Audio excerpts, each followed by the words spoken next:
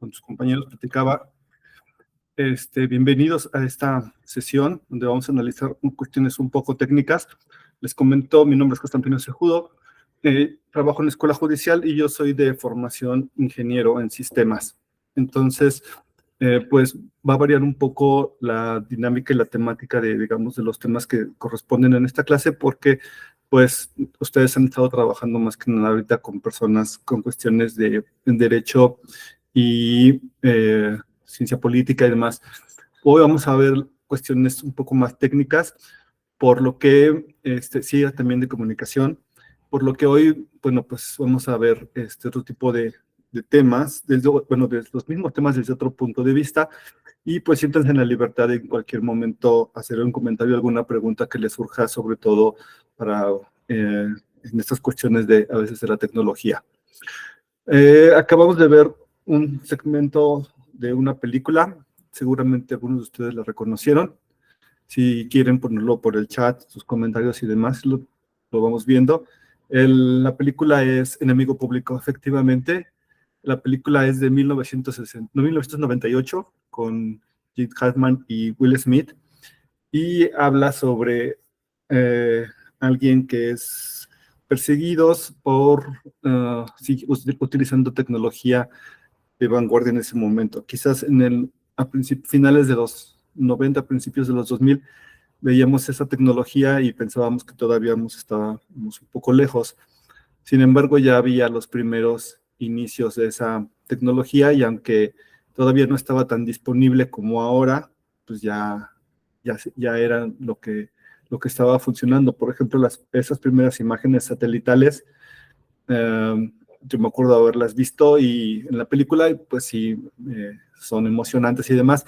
Y sin embargo, unos 4 años después, surgió la primera versión de Google Maps, se puso disponible y era posible ver, recuerdo que en la oficina todas las partes estábamos ahí encantados viendo cómo podíamos ver las oficinas desde afuera. Obviamente no eran imágenes en tiempo real, en Google no usa imágenes en tiempo real, pero pues ya al menos eran imágenes donde se podían distinguir incluso los carros que estaban en ese momento, etcétera, ¿no?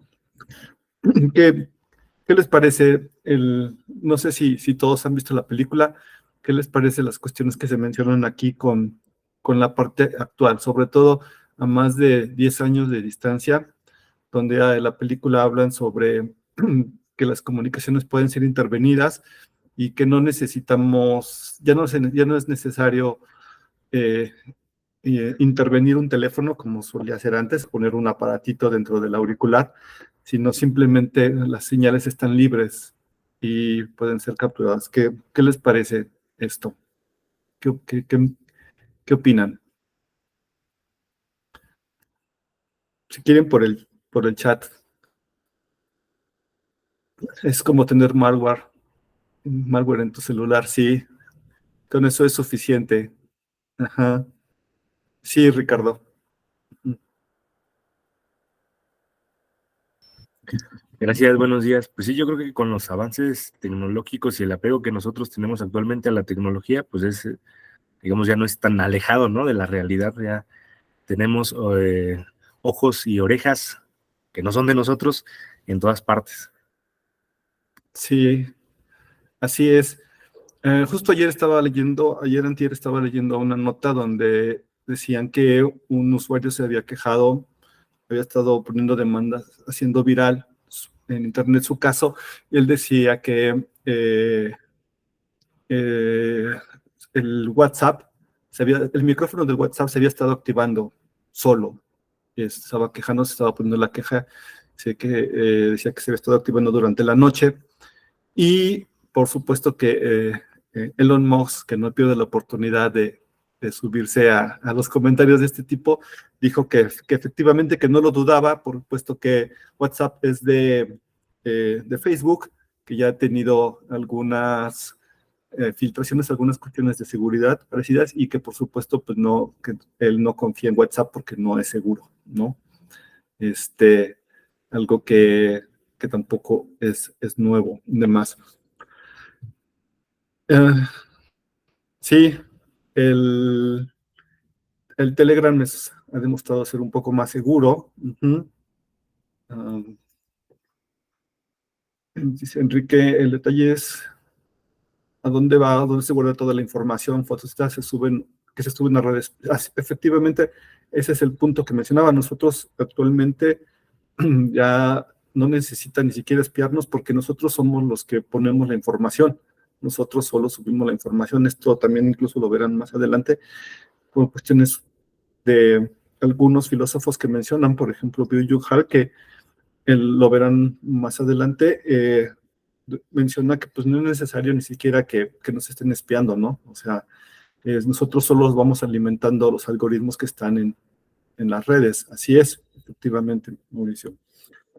Bueno, para comenzar esto vamos a empezar un poco por que puedan ser las bases y de dónde surge cada uno de estos para llegar hacia casos más específicos que les pueden, que pueden aterrizar en esas cuestiones electorales, que digamos es el objetivo, y entendería que la mayoría, no sé si me equivoco, de ustedes son abogados, ¿sí? De formación en derecho, ¿sí? Algunos dicen que sí. Bueno, sí, para ver esto cómo impacta en las cuestiones electorales y todo, y de derechos humanos y demás.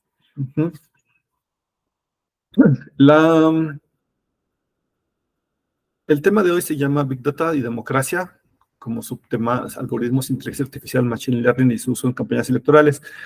Es un poco amplio, la verdad, que los temas pueden dar para cada uno de esos temas puede ser una maestría, pero vamos a tratar de verlos de manera rápida, concreta, y checando las cuestiones principales. Si en algún momento tienen alguna duda, además que quieran comentarlo, lo pueden hacer por levantando la mano o poniéndolo en el chat para que lo comentemos. Comenzamos haciendo esta frase que ya de seguro también han escuchado por ahí, que dice que en Internet nada es gratis. Si no pagas por el producto o si no estás pagando por algo, entonces realmente eres tú el producto que se vende, ¿no? Esto lo podemos consultar porque al final de cuentas nosotros somos los que colocamos nuestros datos voluntariamente en la red.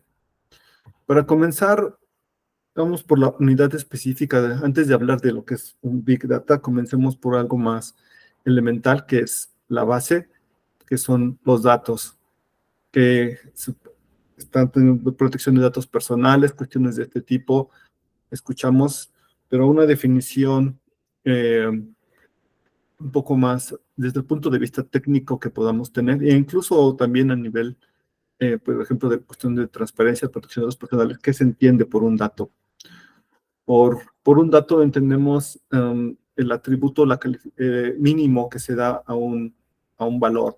Por ejemplo, el atributo de la edad y el dato viene siendo la unidad mínima de esa información que nosotros proporcionamos, que puede calificar ese atributo, como puede ser la edad, el nombre, estatura, cuestiones, hablamos de datos personales porque identifican a la persona, pero son elementos individuales, siguen siendo elementos individuales. Sin embargo, cuando los datos se van conjuntando, van adquiriendo otro tipo de valor. Ya estamos hablando de información, ya no son solamente datos simples, aleatorios, son datos ya clasificados, estructurados. Más adelante vamos a ver que, aunque parezcan que no son, que hay datos que no pueden ser estructurados actualmente, ya lo son. Y con esto vamos logrando obtener lo que ya es información, que es lo que en algún momento se llegó a mencionar que era un activo muy valioso, y lo es. Sin embargo, actualmente ya vamos a ver cómo es que esto se ha vuelto más elemental. Podemos hablar que después de pasar por algo de cuestiones de información, cuando podemos empezar a crear relaciones entre esa información, cómo está relacionada, cómo está clasificada. Además, ya podemos hablar de un conocimiento, ya podemos hablar sobre algo que va más allá de la simple información, sino podemos generar conocimiento. Y esto no es exclusivo, no se refiere únicamente a las cuestiones tecnológicas, a las cuestiones informáticas, sino que así ha sido incluso desde antes, desde antes de que esto estuviera automatizado, ya se generaban datos, se generaba información y se producía conocimiento. Era complicado, pero se podía llegar por cuestiones técnicas, se podía llegar a una siguiente parte que es, por ejemplo, tener una visión general con ese conocimiento de dos cuestiones que se pudieran identificar dentro de todo ese entramado de conocimiento y de buscar en la información, encontrar en la información algo que nos pudiera dar una visión general de todo. Sin embargo, con el auge y con el crecimiento de la tecnología, hemos podido llegar a cuestiones más complejas que también se pueden lograr a través de maneras analógicas y demás de conocimiento, pero que tomaban más tiempo. La cuestión es que ahora el poder llegar a esta parte donde podemos encontrar relaciones donde aparentemente no existían, eh, no existe una relación, una correlación directa, y poderlas encontrar o poder encontrar los datos que se conectan, la manera como podemos explotarlos, pues esta parte ya es lo que se ha logrado a través de la tecnología para poder hacerlo mucho más rápido. En realidad, estos procedimientos, les mencionaba, pues digamos, son como el conocimiento del hombre que había estado logrando a través de los años, pero pues con las computadoras lo que tenemos es que podemos hacerlo esto de manera mucho más rápida. Otros conceptos que también me gustaría que comentáramos ahorita para empezar a hablar sobre esto es algunas cuestiones sobre el Internet. Una vez que estamos hablando de lo que es del Internet como tal, podemos haber escuchado de cierto tipo de redes. ¿Han oído hablar sobre lo que es la Deep Web o la dark Web? Sí. Ujú. Muy bien. Eh, el Internet está, eh, es extenso. La cuestión es, no vamos a entrar mucho en detalle sobre la cuestión técnica de cómo fue construido y demás. La verdad es que ahorita en este caso me interesa más que comprendamos ciertos conceptos sobre lo que ya existe, sobre cómo está el Internet actualmente. Y bueno, supongo que les es familiar el, la imagen de un iceberg, donde siempre que utilizamos para representar cualquier situación donde la parte que vemos solamente es una pequeña fracción de lo que, de todo, vemos el 10% de lo que en realidad existe. En el caso, haciendo la analogía con el Internet, ese 10% que nosotros vemos es la parte que es accesible a través de los navegadores como Google, como Chrome, como Edge, Safari, etcétera. Y los motores de búsqueda en realidad lo que hacen es buscar solamente en la superficie, la parte donde está cierta información que está puesta para ser visible, que es consultable, que es alcanzable directamente por los navegadores comunes que utilizamos. Sin embargo, hay una parte que se llama Deep Web, que es una parte del Internet que no está visible, que no están visibles a los buscadores. Aquí lo importante es que podemos distinguir que no todo lo que suene a Deep Web es malo. Vamos a entrar a ver cuáles son un poco más las diferencias, porque la Deep Web en realidad se refiere al Internet que no vemos, que no es accesible, pero que sin embargo utilizamos todos los días. Por ejemplo, hacer space para transacciones. Cada vez que hacemos una transacción de un banco, hacemos una transferencia, estamos haciendo uso de la Deep Web, que en realidad es una parte de la red que no es visible, se hace a través del Internet, pero las cuestiones bancarias, todos esos servidores de dónde está el Google Drive, cada vez que hacemos, que pagamos, que le ponemos para recargar el tag para pasar sobre el segundo piso o las carreteras, cada vez que se actualiza todo eso, se está haciendo a través de la Deep Web. Es una del Internet que no vemos, pero que sin embargo existe, y en esa parte es donde hay registros médicos, etcétera. No está disponible en los buscadores, pero sin embargo es muy común que lo utilicemos nosotros también.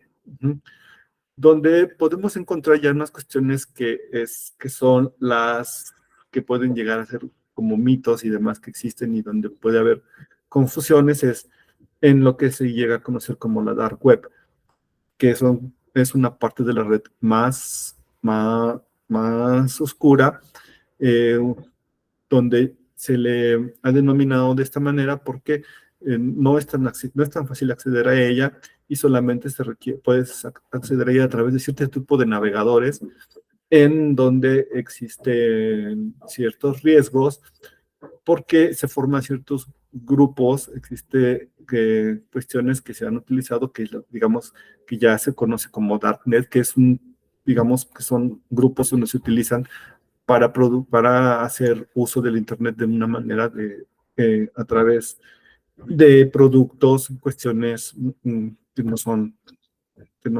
legales. Sí, entonces es importante distinguir en esta parte que no todo lo que suene a la Deep Web, a la parte oscura de la parte oculta de la red, es malo. Simplemente hay una parte donde la utilizamos incluso todos los días, y hay otras partes donde se pueden encontrar otro tipo de contenidos, porque incluso, por ejemplo, la Deep Web, o la Dark Web, incluso es utilizada a veces por periodistas, por activistas en países donde son perseguidos, donde no pueden, donde peligran todas sus investigaciones y demás.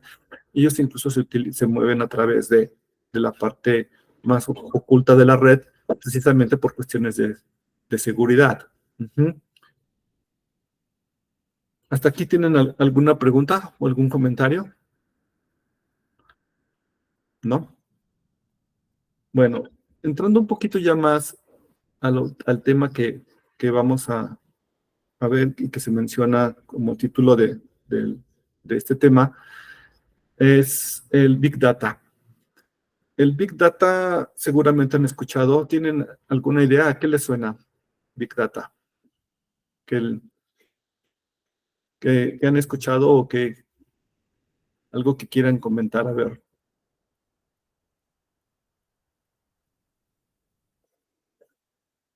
Sí, es completamente claro el concepto cuando hablamos de, de Big Data. No sé si acumulación de información.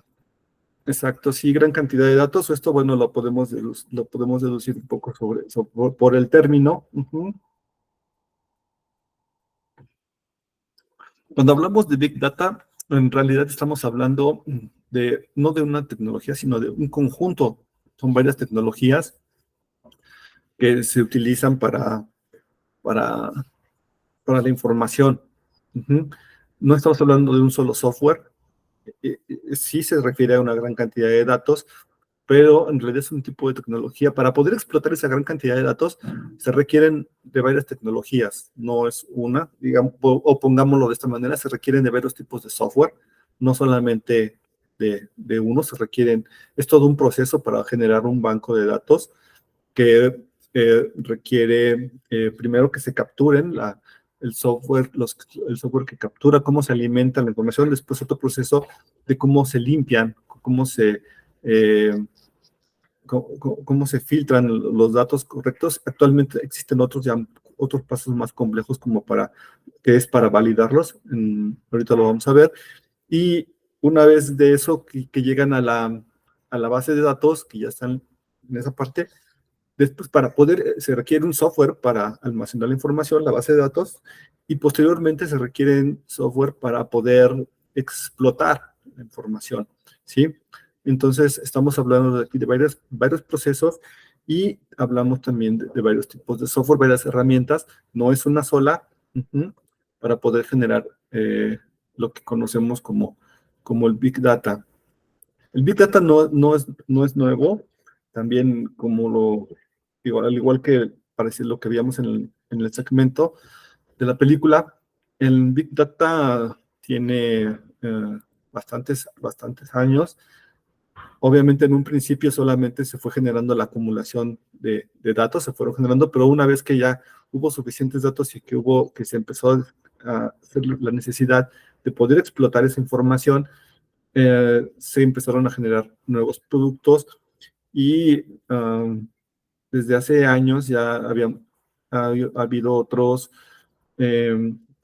predecesores, por ejemplo, inteligencia de negocios, que era en realidad cuando empezaron a tener ya primero las data warehouse, que serán unas bodegas de datos, que fueron las primeras empresas que empezaron a generar datos. Después de eso vino una parte que se conoció como inteligencia de negocios, que fue explotar esas bases de datos, esas bodegas de datos, data warehouse, para obtener la información. Y digamos que ya como resultado de esos predecesores, llegamos a lo que conocemos como el Big Data, porque la información que se genera actualmente ya es demasiada, es enorme, son los terabytes que se recolectan información todos los días, y además ya es accesible no solo para una persona, para una gran empresa, también pueden ser accesibles para otras personas. Um, sin tantos recursos.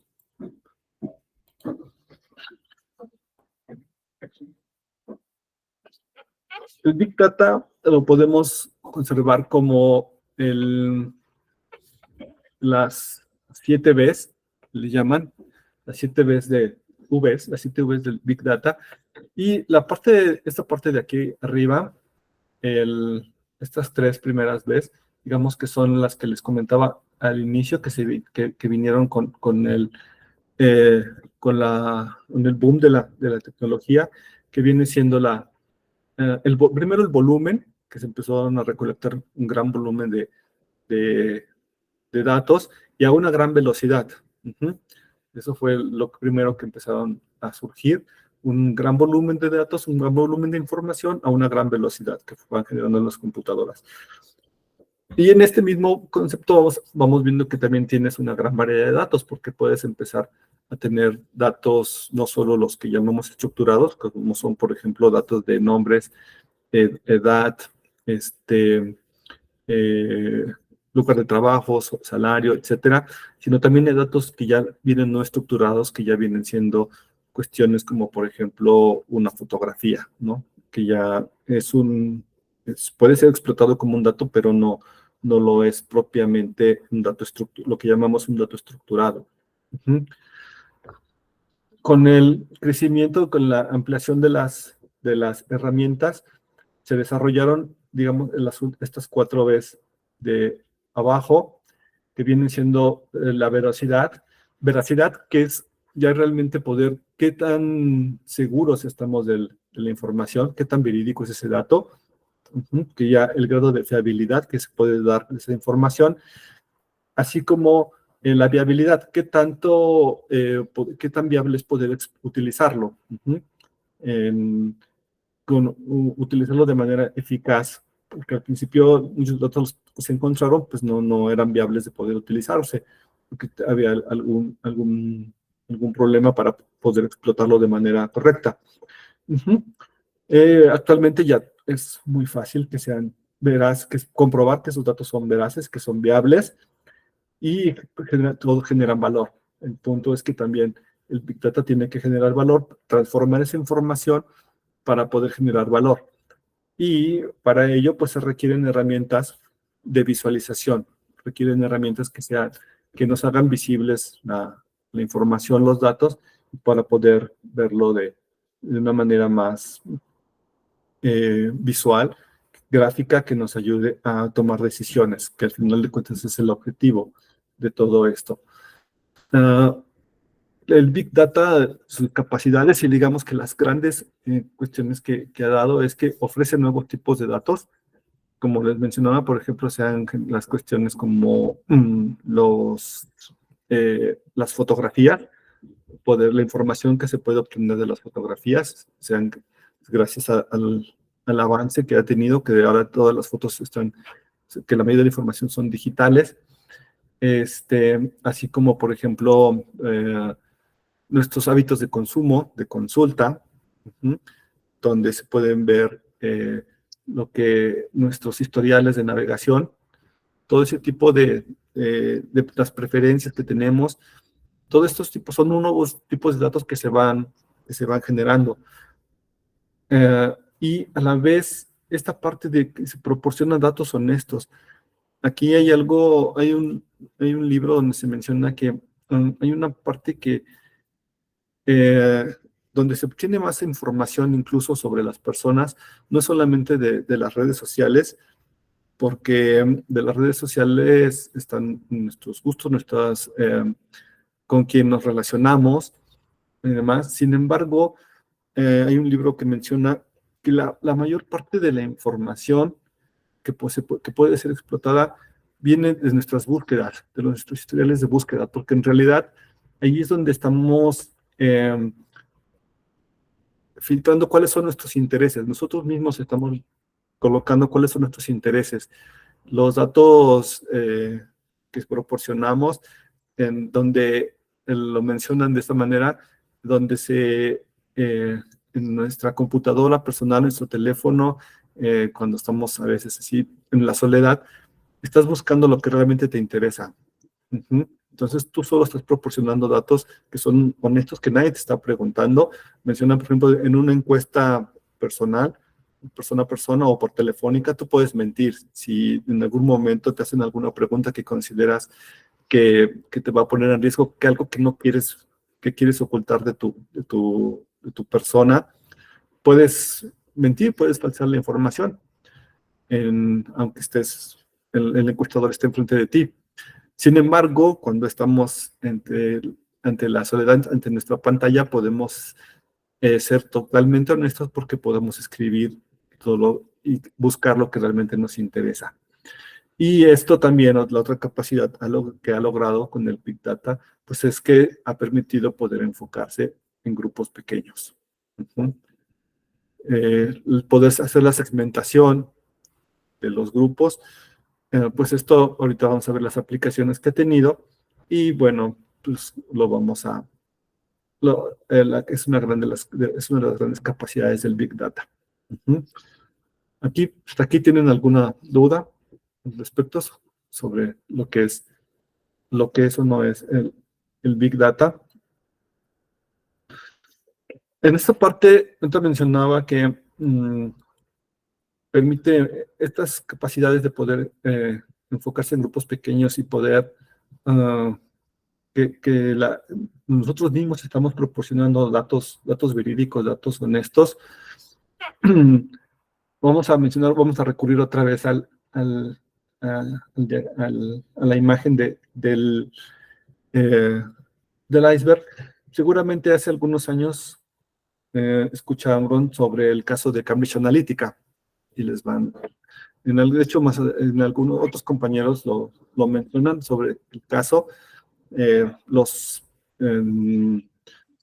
documentales que existen en Netflix respecto sobre las cuestiones que surgieron a través del caso durante la elección de Trump, el caso del Brexit, cómo se utilizó. Sin embargo, volvemos a lo mismo. Esta parte es, digamos, ya solamente la punta del iceberg. El gran cambio en realidad vino desde 2009.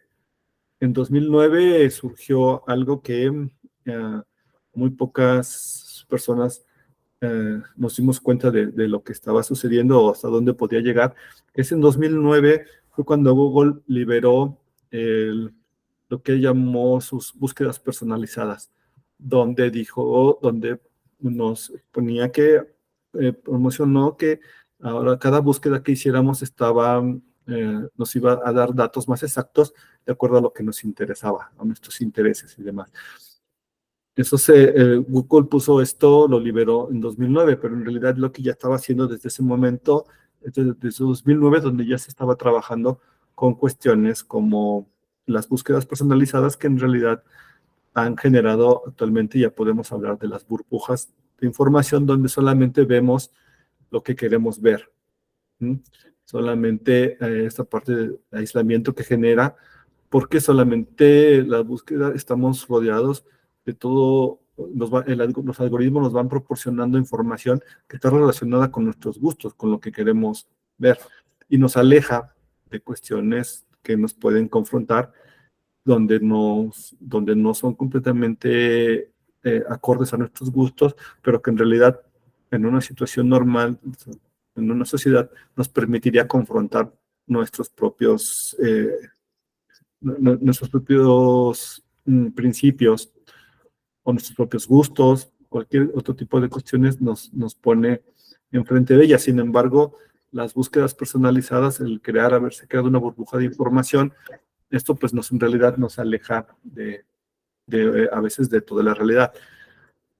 Y esto pues se ha utilizado evidentemente para generar grupos eh, que actualmente tienen visibilidad en la red, como pueden ser todos los casos de supremacistas y demás, que utilizan las redes sociales y que solamente tienen acceso a lo que, a lo que les interesa. Antes de entrar a la parte más avanzada, ¿cuáles han sido algunos de los casos más sonados sobre la campaña de Trump, por ejemplo? Pero que ha generado toda esta una gran desinformación. Pero ¿cómo se genera la desinformación? ¿Creen que ha sonado mucho los casos de los bots, las granjas de bots?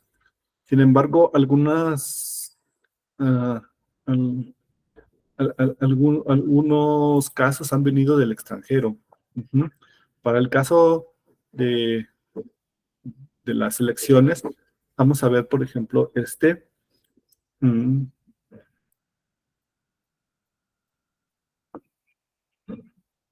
¿por qué se generan las noticias, las falsas?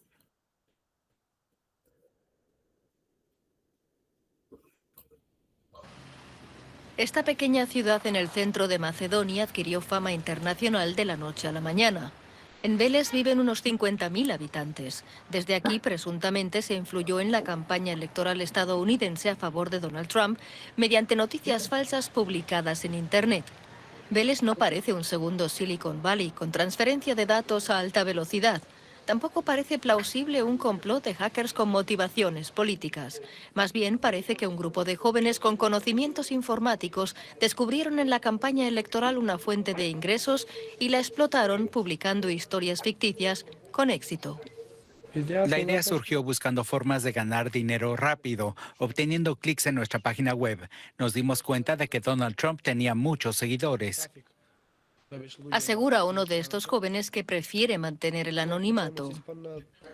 Al principio teníamos 15,000 miembros, el 100% eran estadounidenses. Al final eran casi 180,000 usuarios y 200 personas trabajando para las páginas.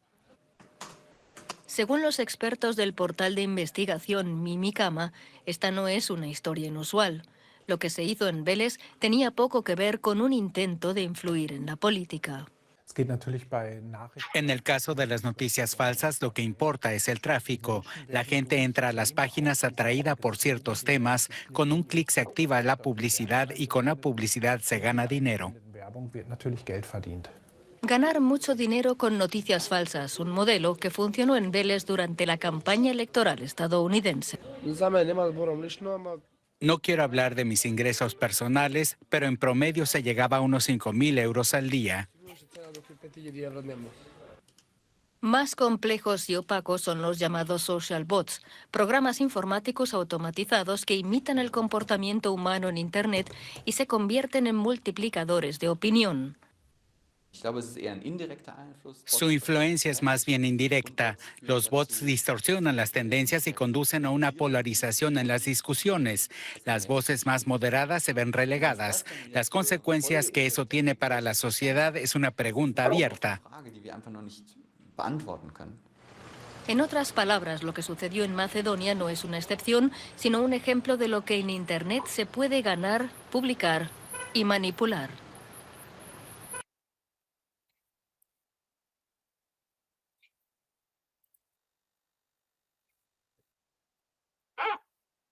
Bueno, esto es una parte del, digamos, lo que se puede generar a través del Internet con noticias falsas y que de alguna manera impacta en las cuestiones electorales de un país.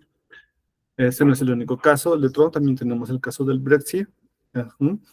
Y más reciente otros casos también que han tenido, como los casos en Brasil, con el caso cuando el cambio de Angela Merkel en Alemania, también hubo varias campañas en redes sociales y actualmente pues también lo vemos aquí en nuestro país con las campañas que hay de algunos aspirantes que son campañas en TikTok y demás. Pero también como pudimos ver, hay motivaciones que no tienen que ver con lo electoral, simplemente porque esto genera demasiado dinero. Las cuestiones de publicidad, noticias falsas, en ocasiones generan grandes cantidades de dinero y a veces incluso están motivadas por esto y son ajenas al país, ni siquiera están relacionadas con el país donde se están llevando a cabo las elecciones o donde está el proceso que se requiere ver.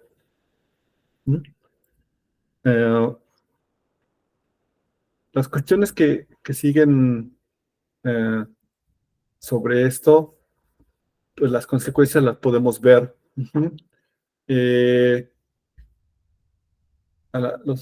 Son visibles y pues las consecuencias las podemos,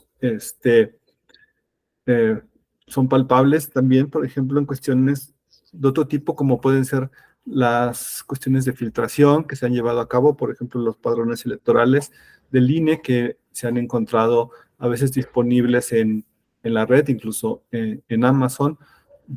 Por cuestiones de seguridad tenemos los casos de Guacamaya Leaks también recientes, que todavía se están terminando siguen a la fecha, siguen saliendo noticias sobre lo que se sigue encontrando, puesto que la información que se filtró fue demasiada y no se ha terminado de revisar.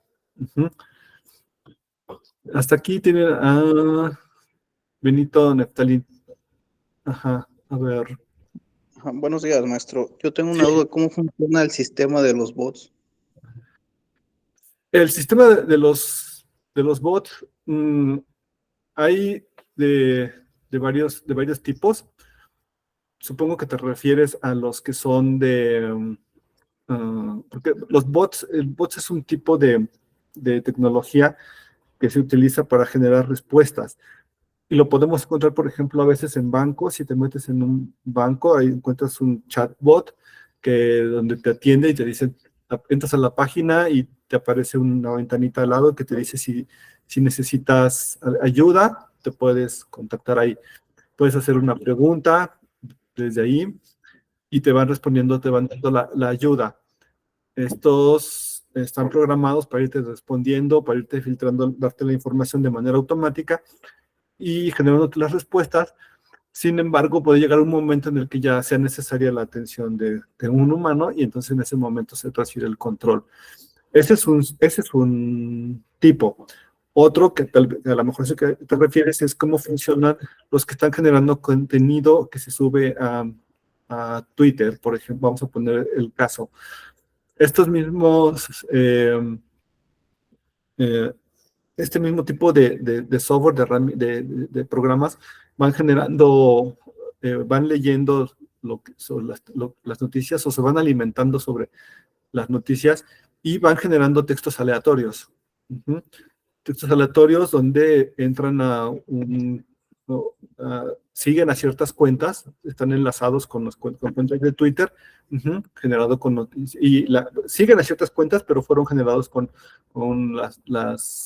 con datos falsos, la cuenta, y una vez que se enlaza, digamos, enlazas esta parte de la herramienta, le das acceso a tu cuenta, a la cuenta falsa de Twitter, y va tomando los datos, lo que digamos es en tendencia, y va generando las respuestas, ¿sí? Entonces, sí, de repente puedes llegar a encontrar las respuestas y las lees y te das cuenta que no tiene una coherencia con lo que está, no tiene coherencia ni congruencia con lo que se está tratando. Y de esta manera se va generando el hilo de la conversación, o las réplicas van generando, acumulando, y como lo acabamos de escuchar, cada vista, lo que llamamos cada hit, cada vez que va llegando uno, pues va generando más tráfico. Y esto puedes poner a que dos computadoras te vayan generando, digamos, dos hilos de conversaciones distintas. ¿Sí? No sé si con esto queda aclarada tu pregunta. Sí, maestro, gracias. Dice Jaime, tengo entendido que una IA contesta en automático las redes en favor o en contra del tema. Exacto. Es una herramienta de inteligencia artificial que va contestando. El algoritmo forma parte del Big Data. Bueno, aquí, pero esto de algoritmo creo que es una palabra que está de moda, igual, pero también creo que está un poco se está un poco desviando de su origen, y en realidad de lo que entendemos por algoritmo. ¿Qué entienden por algoritmo? ¿Qué les suena? A ver, tenía yo por aquí una pregunta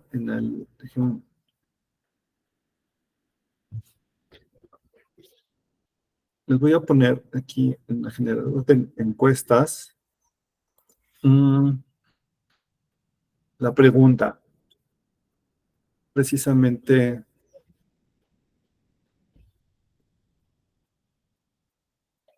¿dónde están las preguntas? Bueno, ya pusieron algunas respuestas aquí. Una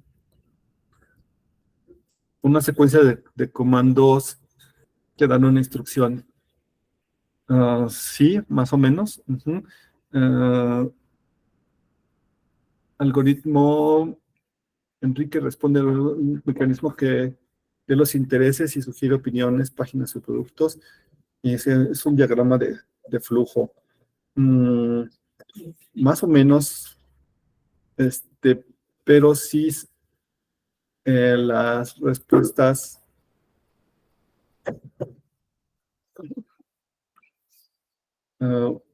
A ver, les debe de aparecer ahorita una a la encuesta.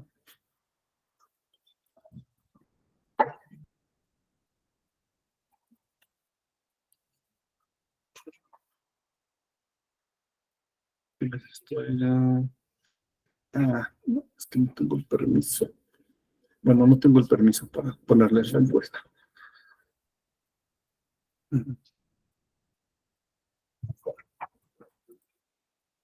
Bueno, un ejemplo de algoritmo, el más elemental que ponemos en el caso cuando los que estudiamos en sistemas. A ver, vamos a leer todos los que me han dicho.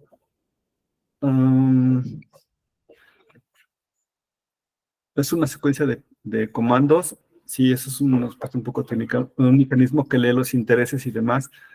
Un diagrama de flujo, identificación de patrones. Es una programación, se puede decir que está diseñada para que según la interacción con cierto tipo de información te muestre más de ella. Algo así.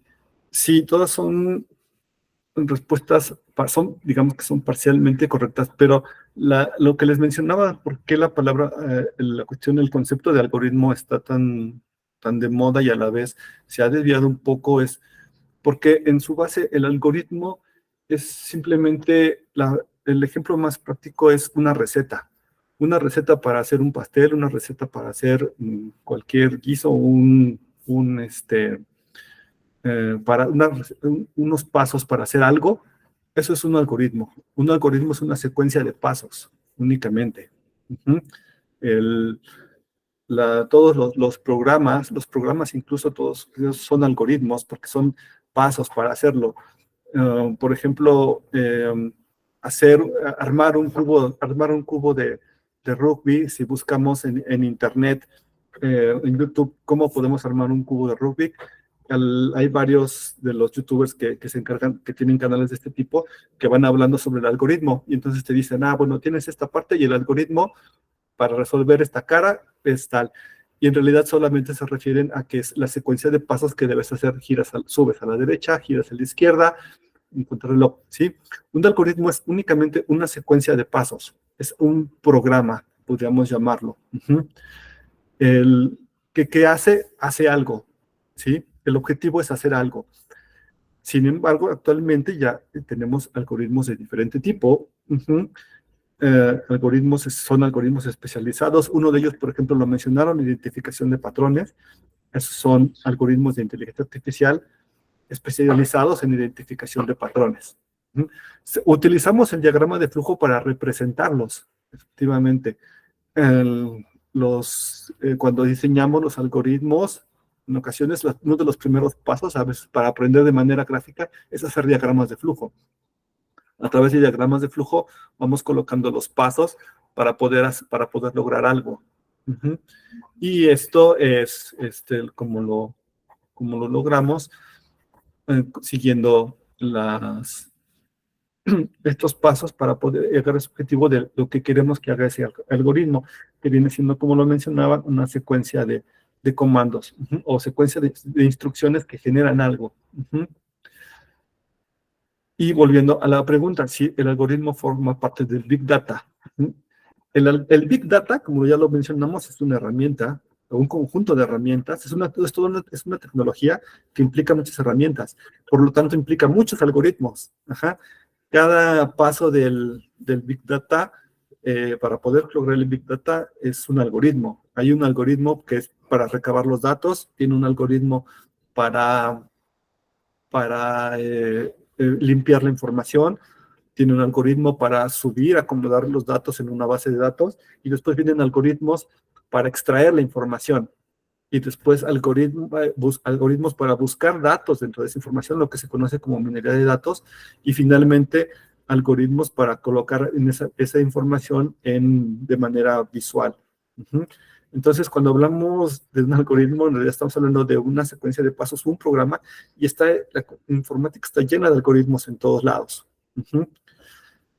Los casos más específicos, ya podemos hablar de algoritmos que buscan algo, que son, por ejemplo, los algoritmos que hacen las selecciones de lo que nos gusta ver en Netflix, por ejemplo, o la plataforma de streaming que la quieran, el mismo YouTube. Cada vez que conforme van ingresando y van dejando su rastro en informática, van viendo cuáles son las preferencias, y a través de eso hay un algoritmo que hace que la búsqueda y va haciendo la relación de cada uno. Entonces, cuando mencionamos y decimos así, es que el algoritmo nos vigila y demás, pues no, en realidad no estamos hablando de un algoritmo como tal, ¿no? O sea, de una tecnología, un ente, un objeto o algo. En realidad estamos hablando de muchas cosas, ¿no? No es solo una. Uh-huh. Les comento, hay algoritmos para varias cosas, para generar imágenes. Actualmente que está tan de moda la inteligencia con el ChatGPT y demás. Eso es lo que va haciendo el algoritmo. Y eso es lo que el algoritmo de Netflix es uno, hablamos, para que nos hace las sugerencias, el algoritmo de YouTube, incluso los algoritmos de Twitter o los algoritmos de Facebook, por ejemplo, que para poder sugerirnos puedes estar interesado en conocer a tal persona en LinkedIn y demás. Eso en realidad son algoritmos que están especializados para algo. Otro caso es identificación de patrones, que es inteligencia artificial. Por ejemplo, los de cuando pasamos por las cámaras en el segundo piso o en periférico y demás, y pasamos a cierta velocidad, una cámara de alta velocidad toma la foto de la placa y la pasa por un software, un software que tiene un algoritmo que lo que hace es que toma esa foto e identifica el patrón, identifica cuáles son los números de la placa. Eso lo hace, digamos, un algoritmo, ¿sí? Entonces, cuando hablamos del algoritmo, no estamos hablando de una sola cosa en general, como si fuera el gran hermano, ¿no? Sí, en realidad, si habláramos de esa manera, diríamos que el gran hermano, entonces, en todo caso, tiene muchos algoritmos porque se requieren muchas cosas, ¿no? No solo es una. No sé si con esto quede aclarada la duda, o si quieran alguna otra cosa que quieran consultar.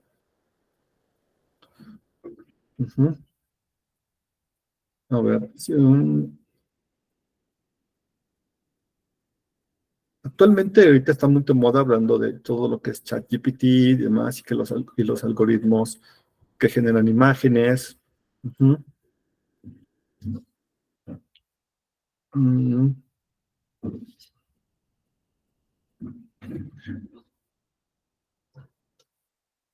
Y ahora justamente vamos a ver estos casos, por ejemplo, hablando de esta parte, profundizando en la parte de algoritmos, por ejemplo,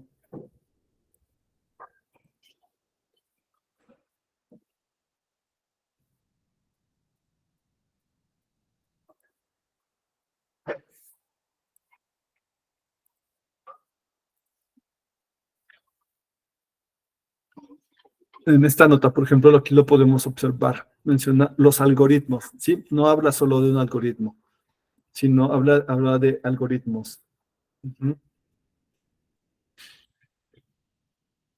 En este caso, estamos hablando sobre ciertos algoritmos que se están utilizando para ver quiénes están usando sistemas para ver aquellas personas que han estado presas por algún delito y que tienen posibilidades de reincidir.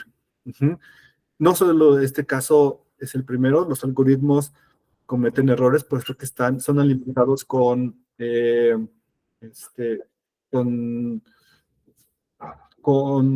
por personas y lo que hacen es que reproducen. El problema es que los algoritmos reproducen todas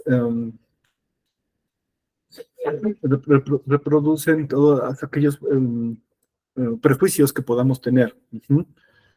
No solamente los humanos hacemos ese tipo tomamos decisiones a través con conocimientos previos utilizando nuestros prejuicios, sino también cuando se alimentan las computadoras con esto, se generan los mismos prejuicios, y por eso tenemos casos como este, o casos, por ejemplo, que ha habido durante la pandemia. No sé si llegaron a escuchar que durante la pandemia había casos donde las personas se acusaban de discriminación porque si no tenías la iluminación suficiente, no te identificaba. En esta parte también hay otro caso, hubo otra nota por ahí sobre un caso de Facebook que estuvo discriminando a personas de raza negra. Aquí está. Es otro caso.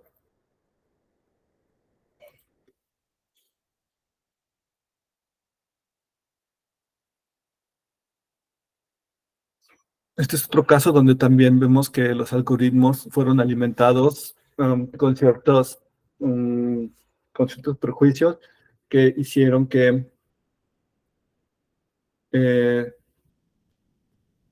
se catalogara a personas de raza negra como primates. Esto, les comento esto, porque en realidad pues están reproduciendo los algoritmos de inteligencia, reproducen los errores, porque si solamente son alimentados con cierto tipo de fotos, por ejemplo, tenderán a hacer este tipo de cosas. Tengo unas preguntas. Enrique, en materia electoral se habla mucho de algoritmos y su influencia. ¿Es posible crearlos de manera específica? Entonces, para lograr objetivos electorales, y de ser así, el costo es caro, como para influir en temas de financiamiento. No, definitivamente no es caro. Es muy, de hecho, creo que es uno de los principales problemas. Porque la tecnología actualmente es accesible. De hecho, supongo que han estado escuchando las noticias de la más famosa, la que tenemos ahorita, que lo que es el ChatGPT, que fue liberado por ahí de noviembre del año pasado y que en pocos meses alcanzó un número de usuarios enorme.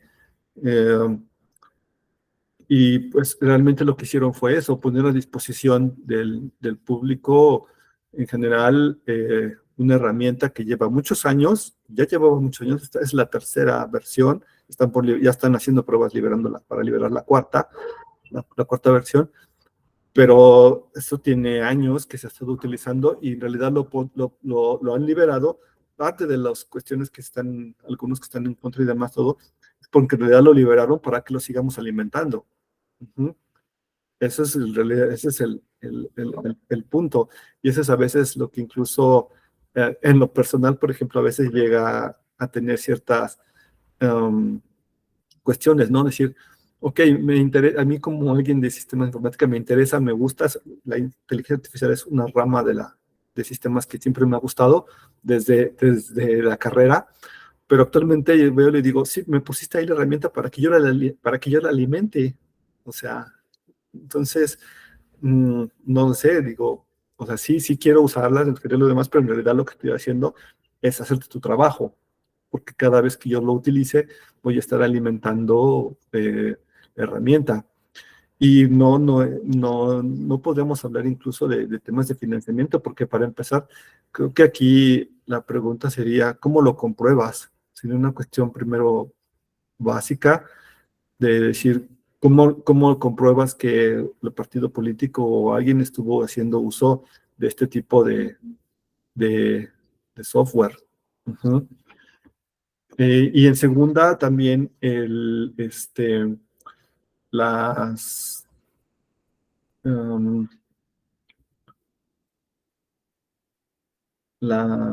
el costo es muy, muy bajo.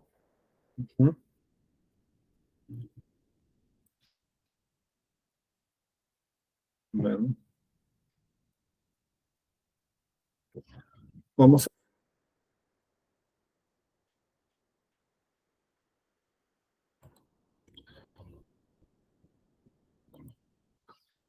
a ver un poco más, ahorita que tienen esta parte de los algoritmos. Cuando recibes un email, un algoritmo decide si va directamente a la carpeta de spam o a tu bandeja de entrada. En tus redes sociales eligen qué posts vas a ver primero.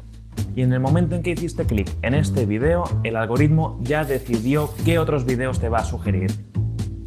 Pero, ¿qué son los algoritmos? ¿Y cómo pueden hacer todo eso? El término algoritmo viene del nombre del sabio persa que introdujo los números árabes en Occidente. Si bien tuvo otros usos matemáticos a lo largo del tiempo, a partir del siglo XIX, un algoritmo pasó a ser una secuencia de instrucciones para resolver un problema. En computación, para que un algoritmo funcione, alguien tiene que programarlo, o sea, decirle cuáles son los pasos que tiene que seguir. Al principio, la programación se hacía cambiando cables por cada operación que la computadora tenía que ejecutar, pero hoy en día los algoritmos se escriben en código. Es decir, esta secuencia de órdenes o instrucciones para llegar a un resultado concreto está escrita en algún lenguaje de programación. Un ejemplo de resultado o problema básico que podemos resolver con un algoritmo es ordenar una lista. Vamos a centrarnos entonces en un algoritmo de ordenación, que es uno de los tantos que existen. Para entenderlo, imagina que trabajas en una biblioteca y acabas de recibir una entrega de 840 libros nuevos. Antes de ponerlos en las estanterías, tienes que ordenarlos alfabéticamente y tienes que hacerlo rápido, ya que al día siguiente Vamos a adelantar un poco esta parte, que es un poco más técnica de cómo funciona. De todas maneras, si quieren verlo después, pero vamos a adelantarlo esta parte que es, digamos, la que los algoritmos más no interesa. solo pueden clasificar, encontrar y procesar grandes cantidades de datos, también pueden dar a las computadoras la habilidad de aprender de esos datos para hacer predicciones y tomar decisiones. Es lo que se conoce como machine learning o aprendizaje automático o de máquinas. Pueden predecir cosas como van a subir o bajar los precios de esos billetes la semana que viene, o de entre los millones de vídeos que existen en YouTube, ¿cuál te va a mantener interesado? ¿Y cómo lo pueden saber? Pues cada vez que ves o interactúas con un vídeo le estás enseñando a la máquina cómo piensas o qué te gusta.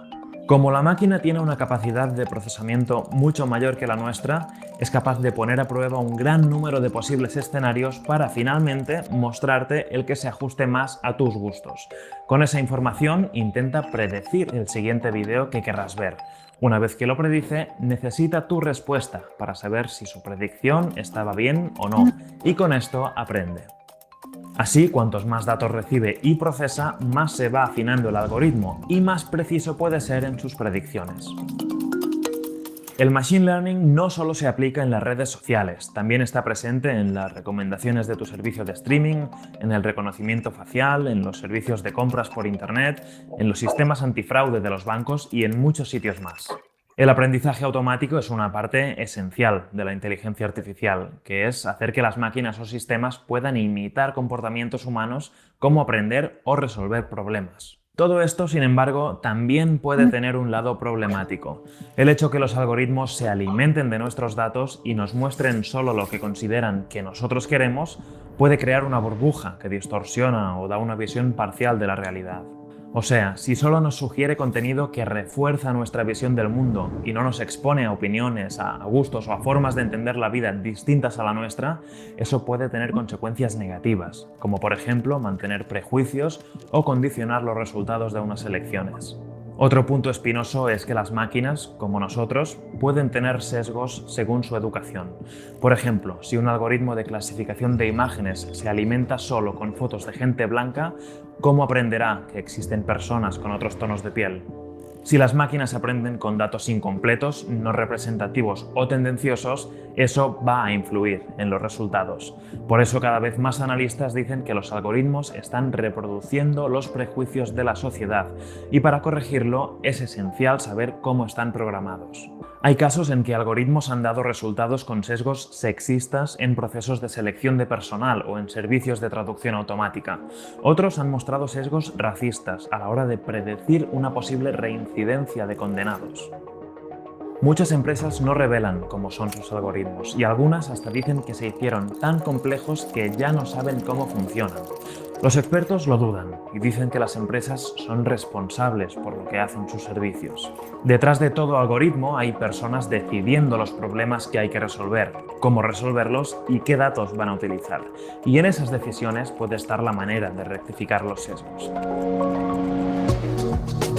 Sea como sea, los algoritmos están en todas partes. Pueden facilitar nuestra vida, desde encontrar el camino más corto hasta conocer un nuevo amor, pero también pueden influenciar nuestras opiniones y comportamientos, a veces sin que nos demos cuenta. Como ocurre con todas las tecnologías revolucionarias, ¿somos conscientes del impacto real que tienen en la sociedad?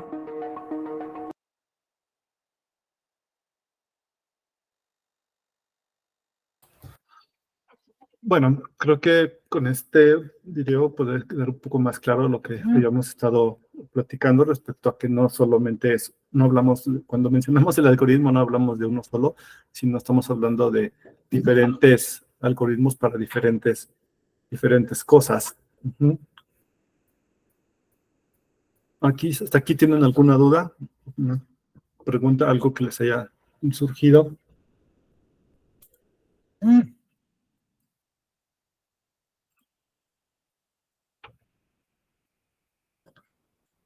No. Bueno.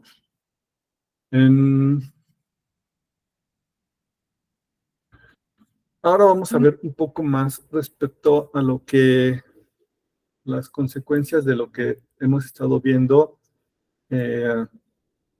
los impactos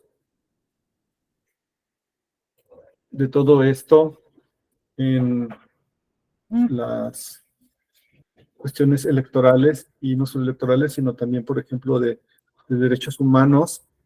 Y además ya mencionábamos, ahorita ya vimos los casos de por qué sucede que existen sesgos en las cuestiones de los algoritmos, pues cómo fueron alimentados,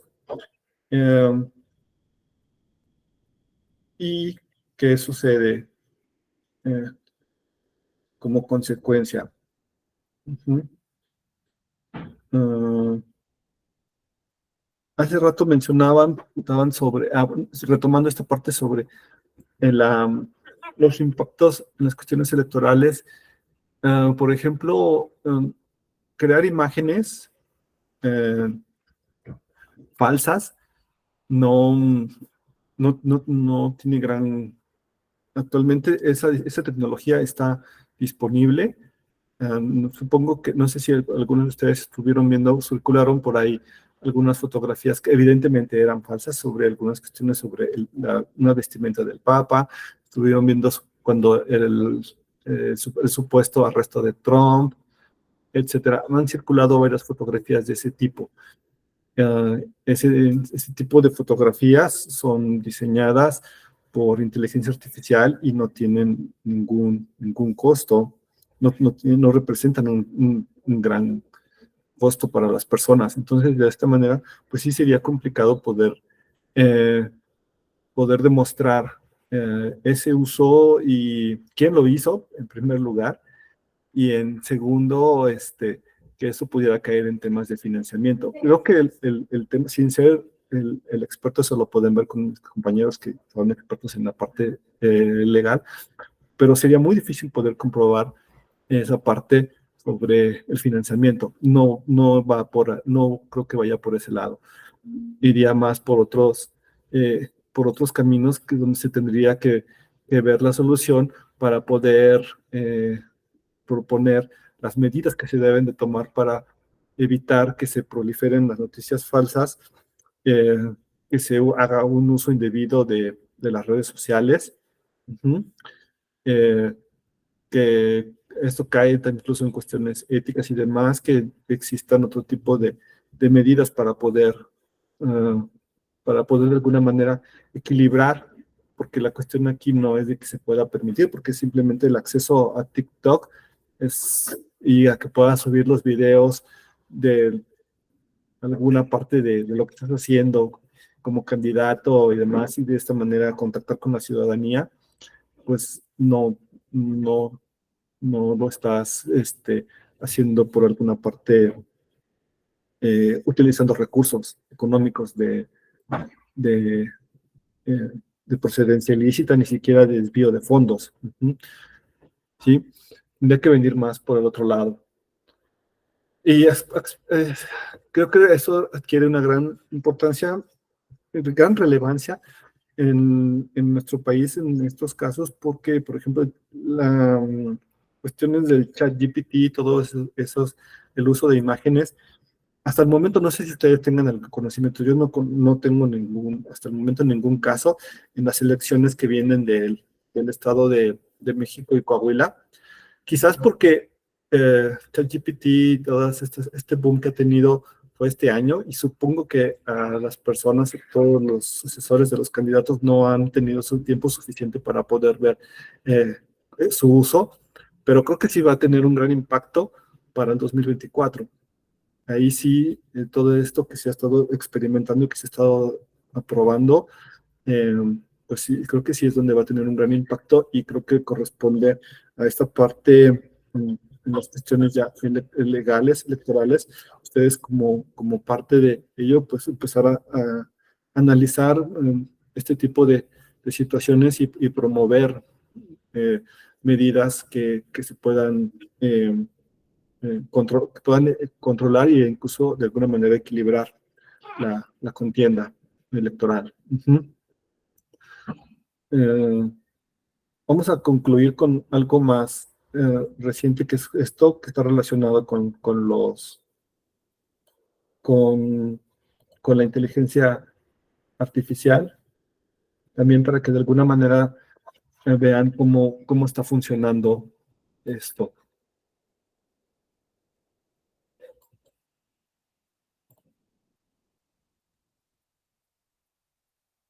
El conejo está listo para comer. Si te pido que hagas un dibujo basado en esta frase, ¿qué dibujarías? Tienes al menos dos opciones. Un conejo sentado en la mesa listo para recibir su comida o un conejo cocido servido para la cena. Cuando escuchas la frase y tienes que dibujarla, tu cerebro tiene que hacer dos cosas. Primero, identifica el sentido de esas palabras y el contexto de la frase. Tu cerebro usa los conocimientos que ya tienes de la cultura y del idioma en que fue dicha. Segundo, encuentra la equivalencia de ese sentido con imágenes que ya conoces o puedes imaginar. En este caso, un conejo cocido o un conejo casi humano sentado a la mesa. Entonces eliges y dibujas. Si ya has usado programas de inteligencia artificial para crear imágenes en base en un comando de texto, como Midjourney, DALL-E 2 o la aplicación Lensa, este es el proceso que intentan simular. En pocos segundos producen resultados cada vez más parecidos a lo que haría un ser humano.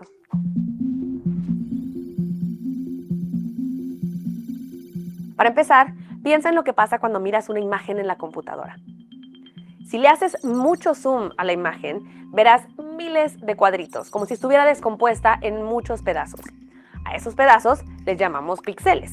Así más o menos es como un algoritmo entiende una imagen, en pedazos de colores rojo, verde o azul. Ahora, aquí es necesario decir que vamos a simplificar algo que implica matemáticas avanzadas, el aprendizaje de máquinas o machine learning.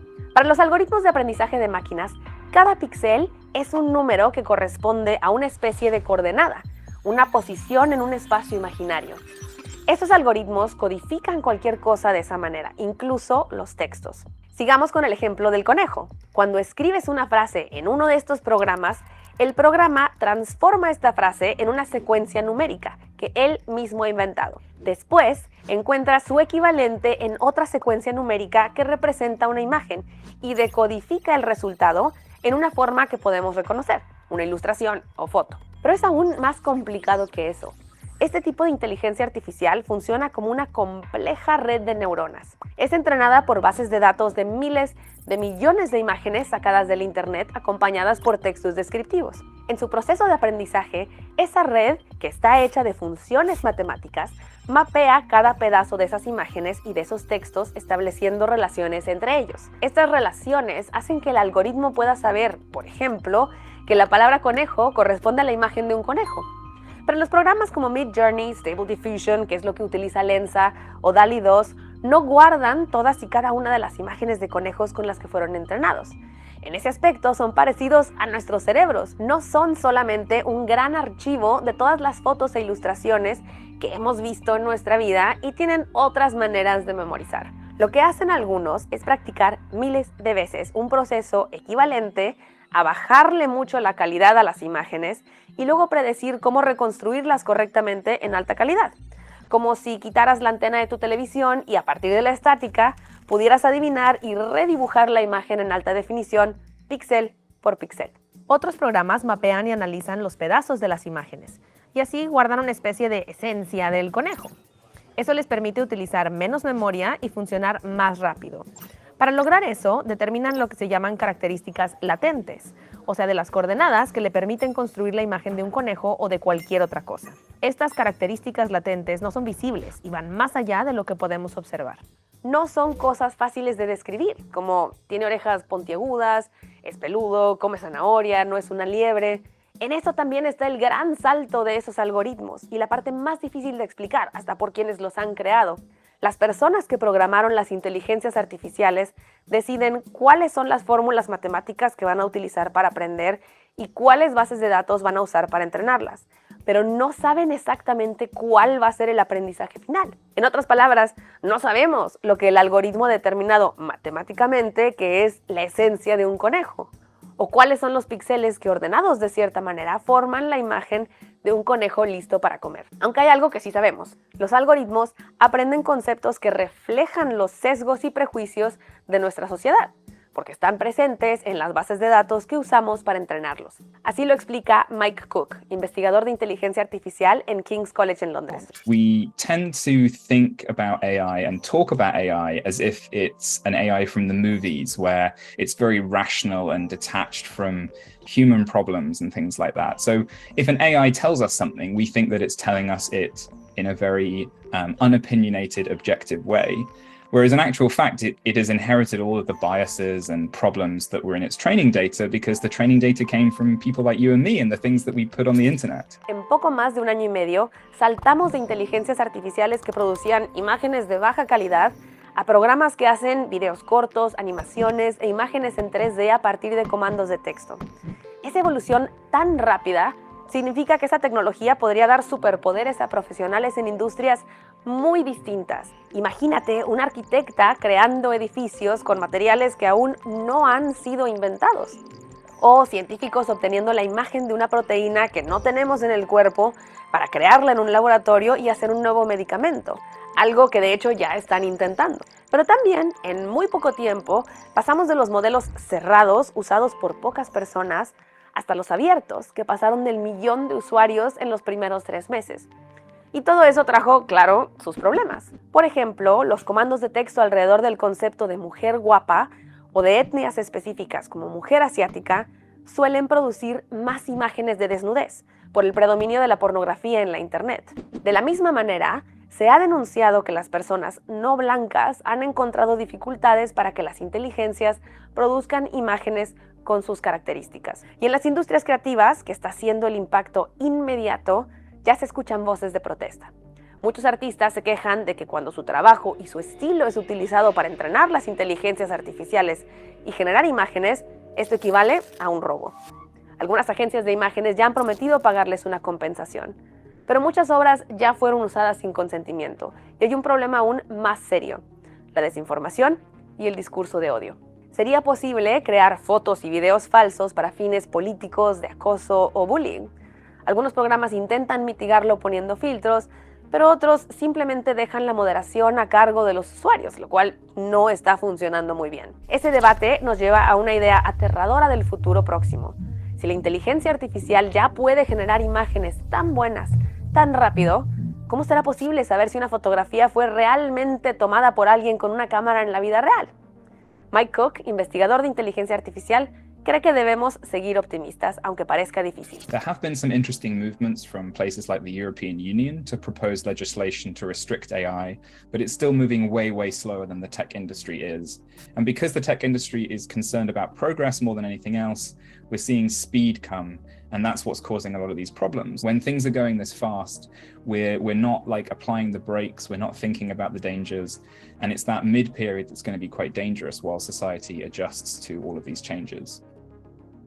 That said, I think it's important to be optimistic and not to give up. AI should be something that we feel confident talking about, and we shouldn't mind if we don't know everything. We should discuss it with each other, decide how we want it to change our lives, and ask for that from our governments and politicians so that they can make changes and make laws that can make us safer. Lo cierto es que estamos en medio de una revolución tecnológica que está empezando en la industria creativa y se dispersará por muchas otras. Y como todas las revoluciones tecnológicas, está en nuestras manos. Será la causa de muchos conflictos y probablemente de algunas pérdidas.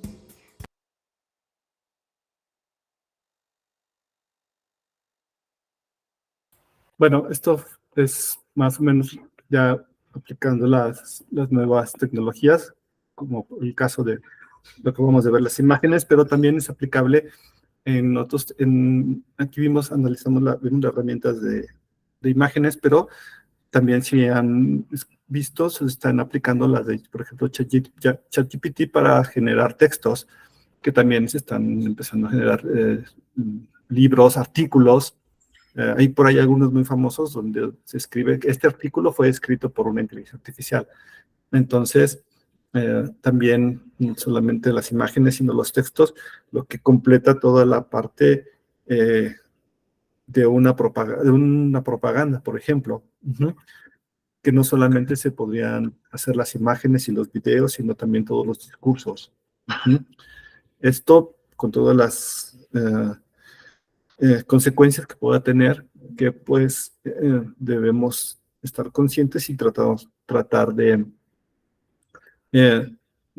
que existan los mecanismos necesarios para poder controlar este tipo de situaciones. ¿Sí? Bueno, pues no sé si hasta aquí tengan alguna duda. Espero que les haya servido, que les haya sido útil esta clase del día de hoy para conocer sobre ciertos conceptos, para entender algunos otros, porque a veces el problema justamente es esta desinformación, que no tenemos el conocimiento general y el contexto, sobre todo, también en lo que se están desarrollando las tecnologías. Y como lo han mencionado, pues las tecnologías avanzan mucho más rápido de lo que avanza la sociedad en general, y en consecuencia todos los mecanismos de control que puede tener una sociedad. No sé si tengan alguna duda o algo que quieran comentar.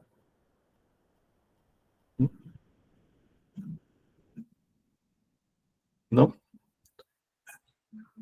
Bueno, pues si no tuvieran alguna duda, algo más, pues entonces lo dejaríamos hasta aquí. Muchas gracias por su atención y bueno, ahí cualquier duda, estamos pendientes. Muchas gracias. Hasta luego. Gracias. Buen día, maestro, que esté bien. Hasta luego, buen día a todos y todas.